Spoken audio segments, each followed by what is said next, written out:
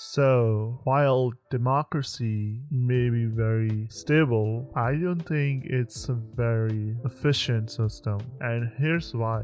When you have democracy, every opinion carries the same amount of power, and that is voting power, and that causes a lot of problems and friction, ineffectiveness in the progress. So let's say take this pandemic. Someone who has PhD in infectious disease and someone who has a marketing degree, not even bachelor's, just associate, both of these people are gonna have same amount of voting power. And the problem with this is that they really, what gets done is what's popular, and what's popular is not always the best course of action. And for people who are not into the field already, don't have the expertise, for those people to actually understand the opinion of an expert and agree with it, they will need to be educated up to a certain level, but that is not going to happen immediately, and that causes a lot of problems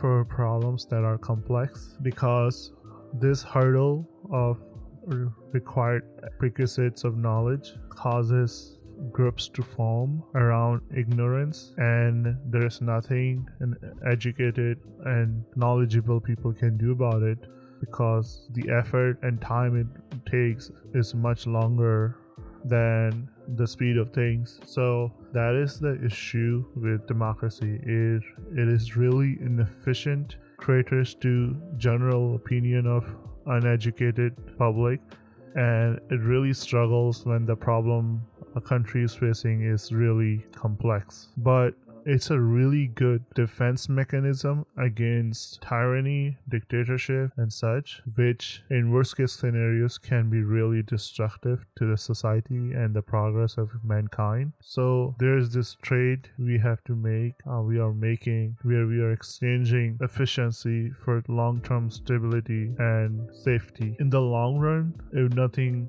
extraordinarily bad event occurs, democracy is great, but we need a way where people who know can have their opinions elevated significantly from people who don't know, especially when the country is facing an emergency. Because what happens if we come across a situation where our entire country is on the line and all our lives are on the line, and experts cannot do anything because they cannot get popularity, and the choices we need to make are hard, but a common person who is not educated in the complex matters of the subject cannot get on board with the idea and the sacrifice required to get past this complex problem, and to get the general public to see that it's worth it, requires long and sustained education, but the urgency of the matter requires